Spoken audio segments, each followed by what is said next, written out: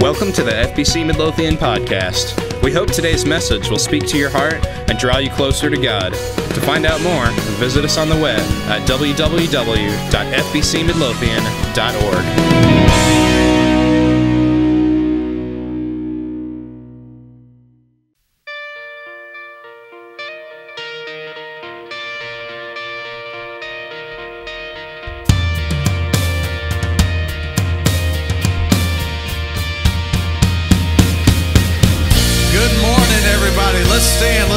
Our God. How can I keep from singing?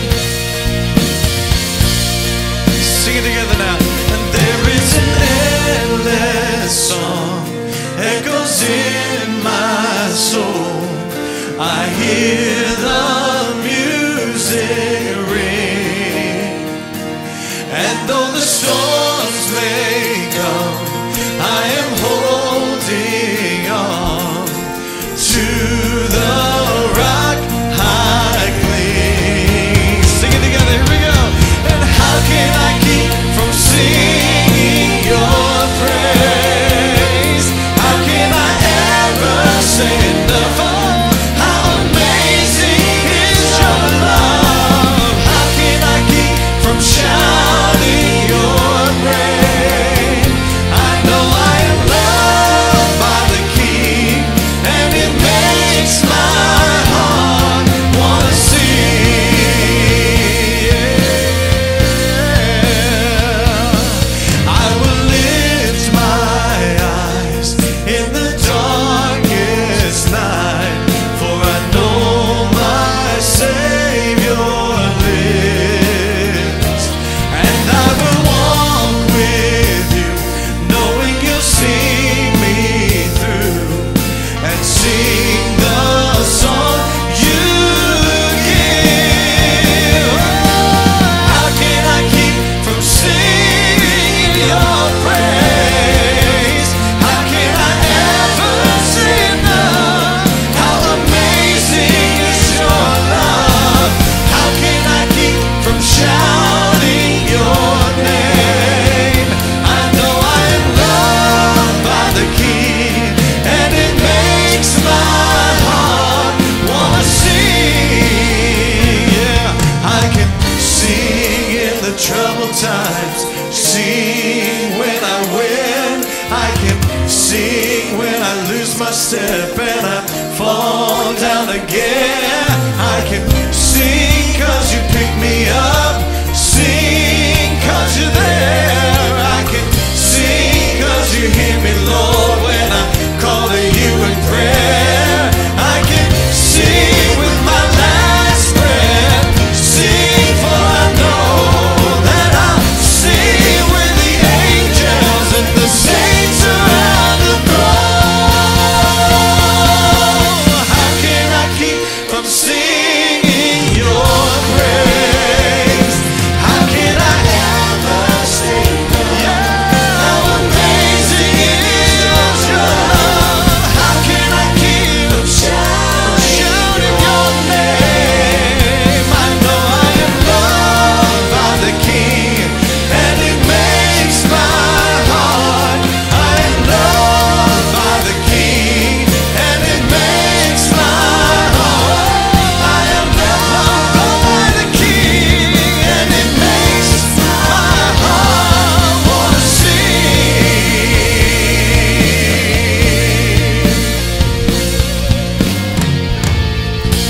Welcome this morning. So glad you're here.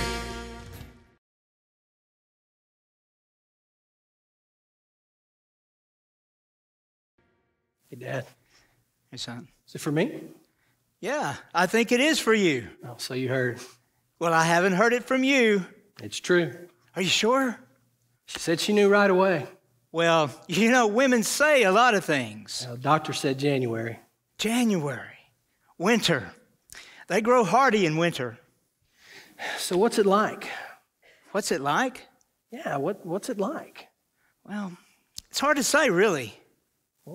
Can I open it? Well, sure you can. It's for you. But when you do open it, hold on with both hands, because your life, it's going to change forever.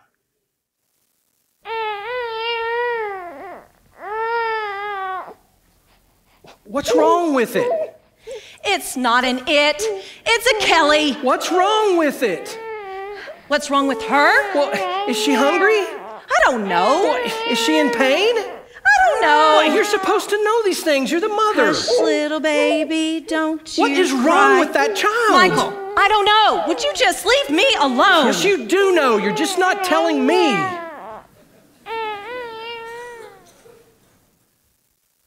Well, hey, sweetheart, you want to play some baseball?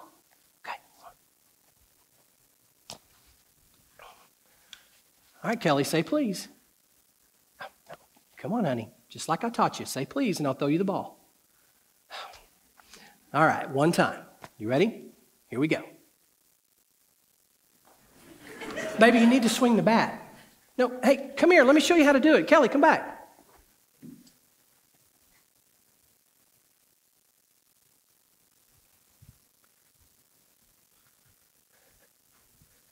Hey, you wanna play some baseball? What are you listening to? What are you listening to? Yeah, okay. So what? What are you listening to? Nothing. Yes, you are. So, Kelly, Samantha. would you cut out the Samantha? That's my name. No, your name is Kelly. I should know. I was there. Kelly's a stupid name. No, it is not a stupid name. Yes, it is. Call me Sam. Nobody is calling you Sam. Hey, Sam. No, sir, her name is not Sam. Yeah, hey, Mr. C. So I'm going down to the school to shoot some hoops. You want to hang? Hey, Noser, pull your pants up. Come on, Mr. C. You're cramping my style. Hey, and look, she doesn't hang, otherwise known as loitering. Kelly doesn't loiter. He's so wired. Kellyanne, get back here. Later. Got my tattoo. Tattoo? No way. You got to show me. It is so wicked. What tattoo? That's awesome. Kellyanne! Dad, I have to go. I have to go. Oh, Kelly, Do you like it? you look beautiful. Dad, are you proud of me? Of course I'm proud of you. You know what? What? My friends say. Stop it. Don't do this. Listen. My friends say that there's a man at my house, a man of the year type, that in secret, they wish they could have at their house. They even have a special name for him. You know what it is? What? Father. My father.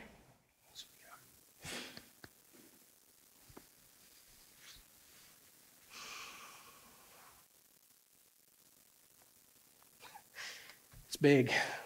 It sure is. Bigger than you'll ever know. So how'd you do it? Do what? You know, be a dad, raise me. Well, as carefully as possible, I suppose. One day at a time. Son, you'll be fine. Just fine. January, huh? Yeah, they say they grow hardy in the winter. Boy or girl? It really doesn't matter. You know, a girl would be nice, though. You got a name? I think I like the name Kelly. Chase your dreams, but always know the road. Gotta lead you home again. We all want it. We want a great family. We want to have those moments of awe. We want to have those moments that touch our hearts. We want to have those aha moments when we realize that what we've unpacked, is something unique and priceless and precious. We want to know we had great families, to live in awe of that, but we're not sure what that picture looks like. We're not sure what the formula is that actually produces that. And when we look at our culture, we don't necessarily get good pictures of that. I mean, if you watch TV and you decide that you're going to get your picture of parenting from that, then parenting is going to be somewhere between a state of lobotomy and paranoia, somewhere between that. And so all of our culture paints the pictures that are just really odd.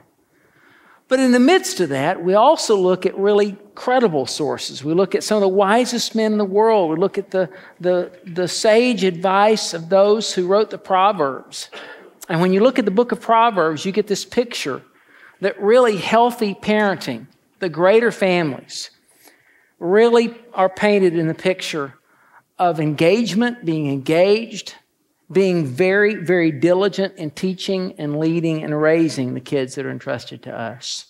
We could talk about a lot of things that affect families and how they look and how they come out, what kind of joy they bring. Today, I want to focus just on a couple of things, and I want to focus most of our attention today on parents. And so if you're too young or you're not quite there or you're newlywed and you haven't really entered in that realm, then humor me for just a few minutes and let me talk to you about something that will matter to you tremendously. And students, I promise we're going to get to something that's going to involve you too in just a few minutes. A couple of things. It is very clear to me that when you read the Proverbs that one of the most critical things we do as parents is engage. It's not just a thin slice of life. It's not just an isolated event or a pinpoint in time, but it is a lifestyle where we choose to engage in this whole world we know as parenting. Solomon would write 3,000 years ago in the 22nd chapter of Proverbs this. He'd say, "Train a child in the way he should go, and when he is old, he will not turn from it." And I heard that verse for years, and I could think of so many situations in my life that I could see with my own eyes that I thought contradicted this, and I thought, that's a nice pipe dream, but it's not really true. And some of you may think, really? You really felt that? I really did. And I kept being torn between the reality I saw so often and this verse that sounds like a promise to me. But in my own reality, I thought, this is a promise that God has not kept. Until I started looking at what it meant to train up a child. And I realized that the problem was not my reality. It was that I didn't understand what that whole picture looked like. And I'm not the only one. When you start looking at training up a child, training someone in the way they go, that is not going to be a single rifle shot. It's not going to be a small thing. It's not going to be a small expenditure of time. Moses would talk about that whole process of raising children to know what is right to do, to know the Lord, to know His commands, to know what makes life tick. And he would describe it this way. He says, you talk about those principles, those lessons, those commands. He says, you talk about them when you sit at home, when you walk along the road, when you lie down, when you get up. Tie them as symbols on your hands. Bind them on your foreheads.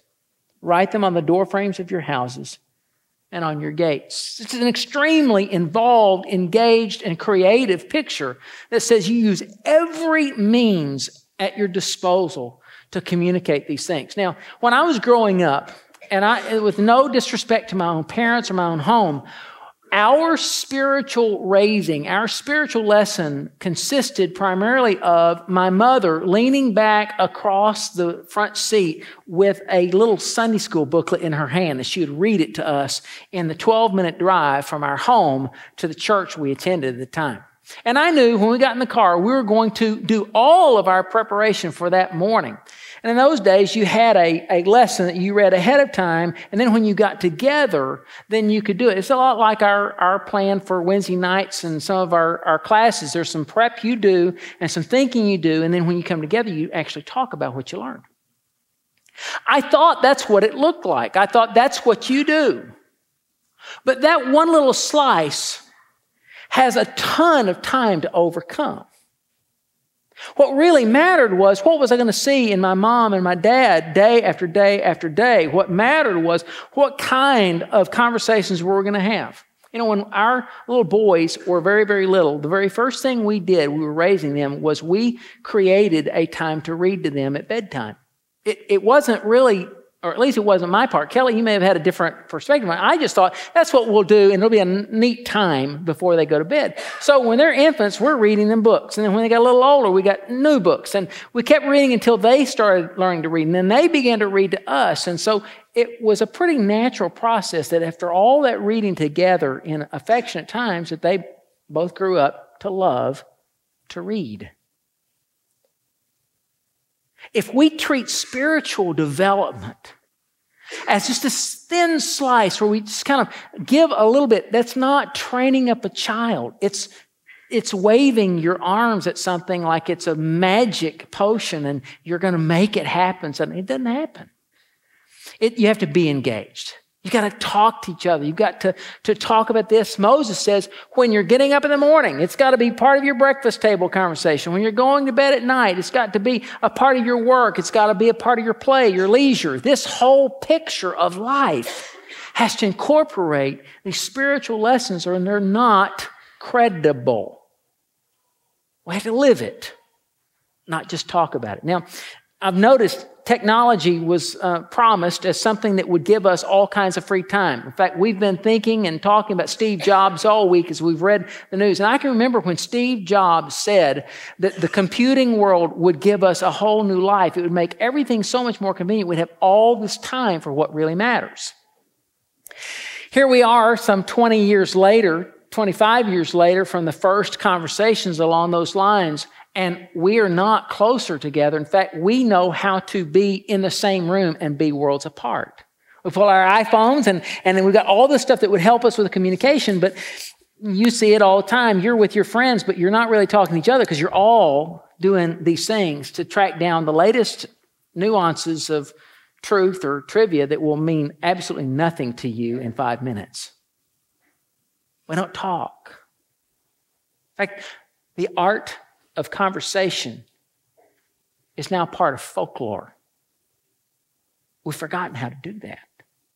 So we have all these superficial relationships with our friends, with our kids, with our parents. We have all the superficial relationships. We never really drill down and get to the guts of it and get to what is really meaningful and life-changing. You got to engage.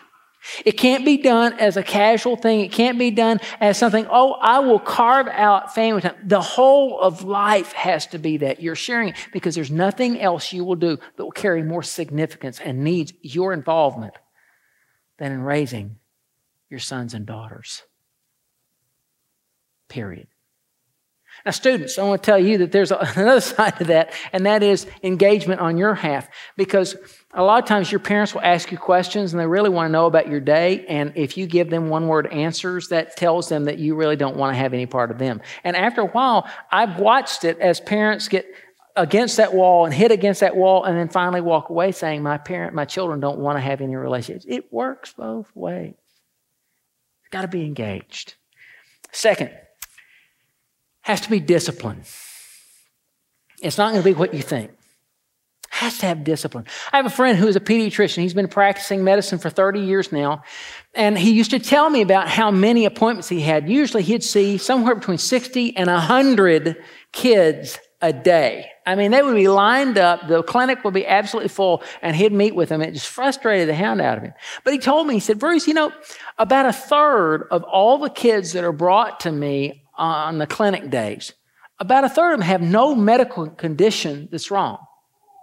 What do you mean? He said, I mean, they are in their late adolescence to early teen years, and they're reaching the edge of pediatric medicine, and their parents are bringing them because there's some kind of behavior or life problem, and they can't figure out what it is. And what they want me to do is prescribe a pill that just kind of changes their behavior. And I want to take them by the shoulders and look them in the eyes and say, look, you spent your whole life trying to be your child's friend. You spent your whole life trying to be fun. But one thing you haven't done in a long time is to be the parent. So I want to prescribe for you exactly what you need. Be the parent. Be the parent. Friday night, we watched a game that was defined by these white lines that went all the way down the sides, and there was a solid line here, and there was a painting of green at the end and some lettering on it. Those lines defined the boundaries of the playing field. Friday night, our girls were playing volleyball. They had a net that was a boundary. They had sidelines, and when the ball bounced outside the lines, it was considered out of bounds, and the ball changed hands. We deal with those all the time. They're called boundaries. But we don't do a really good job of defining boundaries in life. Solomon would talk about those boundaries, and this is what he said. In Proverbs 29, he says, to discipline, to reprimand a child produces wisdom, but a mother is disgraced by an undisciplined child. Discipline your children, and they will give you happiness and peace of mind. Now, if you've been doing the Proverbs challenge with us, you've been reading through Proverbs and you've probably seen all kinds of things that reference discipline, and almost all of them are physical because this is being written 3,000 years ago. Now, you guys that are high school students, you're studying American history and you start looking at some of those things, you're talking about 200 years ago. You start looking at Western Civ, and most of the stuff you're dealing with in Western civilization is 1,000 years ago, or 13. Triple that, and you're getting to Solomon's place of about 781 BC. It's almost 3,000 years ago. But he says everybody meets these boundaries. And as parents, that's our job, to paint those boundaries and to help our sons and our daughters figure out the pain outside of those boundaries and the good life within it. One of my favorite books on parenting is called Parenting with Love and Logic, and Kenny Lohman has put himself in dire jeopardy because he let the compass run out of copies. I would tell him all the time, so okay, we ought to have copies of boundaries and copies of Parenting with Love and Logic in that compass all the time. We ran out today. So if you go looking for it, you won't find it. But I assure you, in a few days, we'll have some more because he'll restock. That book is wonderful, and it talks about how every single one of us need to experience consequential parenting. That is, that we allow our sons and daughters to face the natural consequences of their choices, even when they're painful, unless they're life-threatening, even when they're painful. Now, some of you may think, well, I don't like doing that. Most of us don't. In fact, we'll see our sons or our daughters make a mistake, and we will come to the rescue, and we'll pull them out of that, but then we'll invoke certain other penalties for that. And we'll say, well, I don't want them to miss out on playing this game. Well, playing the game isn't more important than learning these boundaries, because this is a pretty small price to pay now. Later, it will be deadly. You know, you may not want to see your son make a C in a class, but it's better to make a C now and figure out, if I don't do this, I'm going to put myself in a place where I can lose my job. And most of us like to eat really, really well. It's better to lose a grade than to lose a job. Solomon says you've got to discipline. Now, it doesn't mean pain. It doesn't mean inflicting pain. It doesn't mean that we laugh at the embarrassment or the failure of our kids. In fact, it's completely different from that. The best of parenting, I think, is like the best of coaching. We come alongside and we demonstrate. This is what life really looks like. I'm not just telling you ought to do it. I'm showing you how to do that. Our sons and our daughters learn integrity from seeing us practice it. They learn faith walk by watching us walk it. They learn that God has a place in our lives because they see the worn pages from our Bible sitting by our favorite chair. They catch us in the act. It's got to be consequential. Because what we're trying to do is to prepare them for life. Now, sons and daughters, students, I need to tell you something. When your mom or dad unpacked this package called you, and they found out you were coming, they were ecstatic, most of them. Now, some of them were caught completely by surprise, and it was like, holy cow, what am I going to do? But once they got over the shock, they started planning for you, and they started dreaming of you. In fact, your heartbeat was something that sent them through the roof. Just hearing your heartbeat, thinking about you, feeling you moving around in their tummy. And at that point, they were excited and thinking about what you would be like, and it was joy. Am I telling the truth, parents? I mean, it is one of these deals where it is an awe, it is a fear, it is a delight. From the time they heard you were coming, you meant the world to them. But when you get to the nursery window to take a child home, they don't hand you an instruction manual. And so you take your son and your daughter, you take them home, and every breath they make, every sound they make, either instills joy or fear. And so they muddle through trying to give to you their best. And sometimes they do extremely well, and sometimes they struggle. Did I mention there's no owner's and operation manual for you? They want the best for you. They often fear the worst for you. And so they pray and they struggle. And often when they're trying to teach you the way to live, they discover that their own plan was faulty itself. And they're trying to catch up on the curve at the same time. But their goal is that someday you grow up and you leave home with all the equipment that allows you to be an adult. Years ago, I used to work with college students. I think I've mentioned this before, but there was a place on the second floor of the student center where I would go, and I'd take my backpack and leave the office about 9:30, and I'd just park there. And I'd be there from about 10 in the morning till about 2:30 in the afternoon when all those classes were finally letting out and people were leaving the campus. And I would talk to students.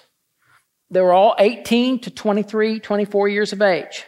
Some would show up, and they would be suffering from literal mental illness, and we would be working through that. Some of them would come in and they'd had their hearts broken after a breakup with somebody significant. Or they'd come in and they were about to flunk out of school. Or they'd come in and they would be thrilled. Or they'd be talking about getting a job. They'd be all these things, but I can't tell you how many times they looked at their lives and they blamed their parents for what they were going through. Well, I'd listen. I'd spend a lot of time listening to all those things because that was my role. That was my calling. That was my joy. And I listened, but there were lots of times when we'd go through this and they'd go through all this stuff they'd describe for me, and I'd finally say, okay, let me make sure I've got this straight. You're here at college. Where are your parents? Oh, they're at home. Snyder, Lubbock, Dallas, Waco, Houston. So they're several miles from here. Well, yeah. In fact, they don't know what you did last night, do they? Oh, no. No. I have come to learn through the hard experience of being one of those, we're really glad we don't know.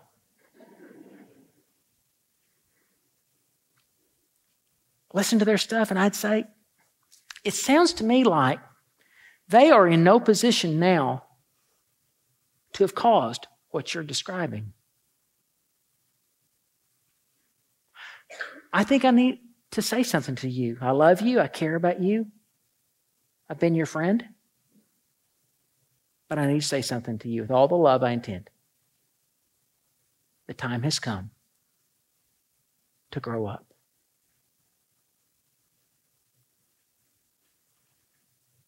See, being an adult is defined as this. You are responsible for you. Now, some of you who are parents may not realize that. Being an adult is that you're responsible for you. And so your sons and daughters learn what adulthood looks like when you stop blaming everybody else or everything else for whatever pains are coming. And you say, it is what it is. I have to make good choices. And these are the choices I've made because these are right and those are wrong. That's part of the discipline that you put on your own life so that when you bring that same discipline to your kids, it has integrity and validity because they see you practicing what you are now preaching with them. Am I right? So the day comes when you say, I'm not responsible for everything my friends do. I'm not responsible for everything my parents did. I'm responsible for me. And I stand before God all by myself to say, I have made my choices. And I've trusted the one person who could give me grace in all the universe. I've trusted Jesus. And I will square my shoulders and I'll face life.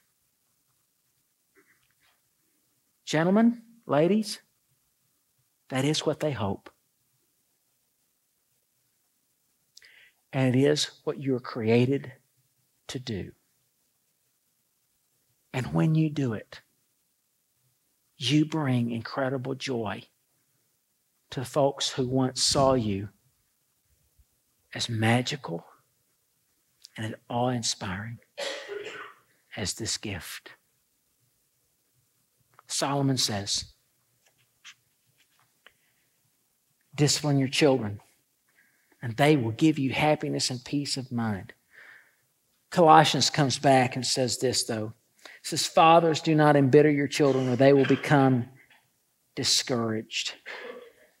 See, it's time to look at the balance of that and say, I have to make these boundaries, but they are not boundaries intended to inflict pain. They are boundaries created specifically to teach and help young men and women grow up.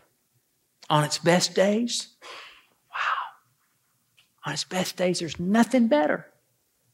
There's nothing better. You live for the day when you can do the things that you saw Matt define here.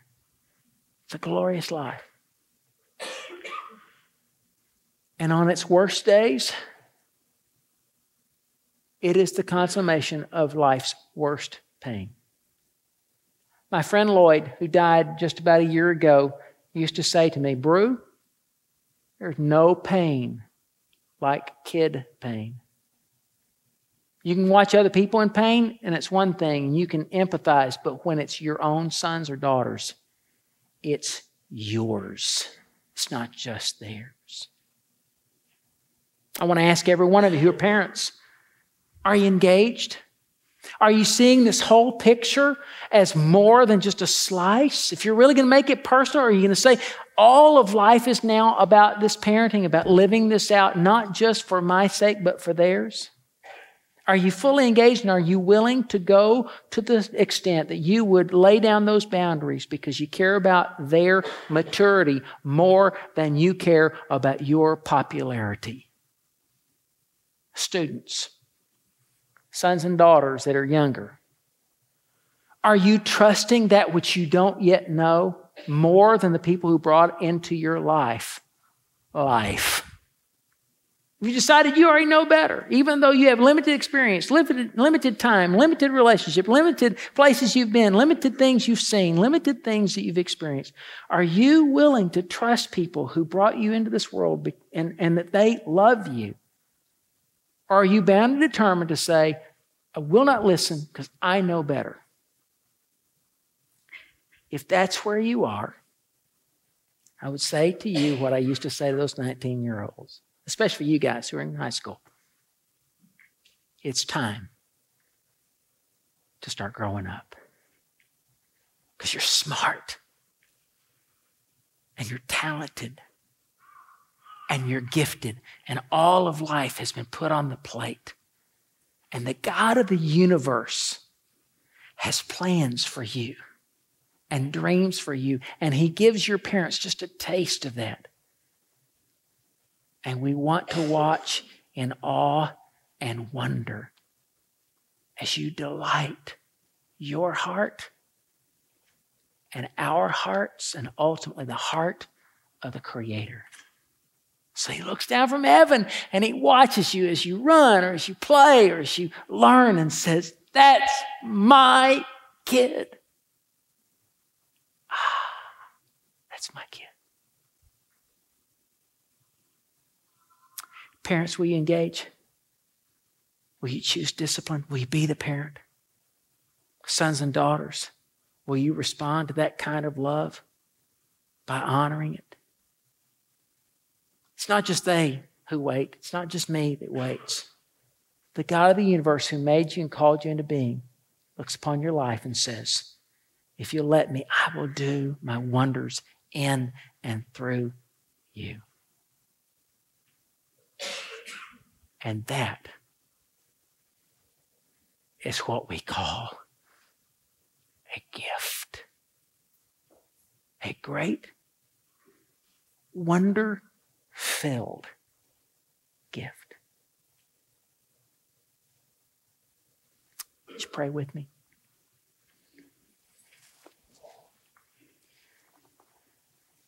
Father, we thank you for calling us into life. Every single day we wrestle with these issues as sons and daughters and moms and dads, as siblings. We wrestle with life, and we know somewhere in the depths of our soul that there's a healthy picture that's supposed to be. But God, for the life of us, we seem to dance around that healthy picture with every kind of possible disaster and frustration. God, we long to find love and security, for home to be the safest and best place on the earth, a place to which we will not be attached forever, a place from which young men and young women can launch into the world of adulthood where they seize the day that you have ordained for them. Father, help us all as we walk that journey, that we would engage each other in loving conversation, where we would learn from each other and listen to each other, and where we who are parents would take up the mantle of drawing healthy boundaries that might protect and prepare our sons and daughters for that wonderful world of the future. Father, grant us your grace because we make many, many mistakes along the way. Help us to sense your forgiveness and to seek it with all our hearts, that we might taste the life you intended when you called us into life. For that we pray in Jesus' name. Amen. Thanks for joining us for today's podcast. To find out more, visit us at www.fbcmidlothian.org. FBC Midlothian, where we're transforming our community one changed life at a time.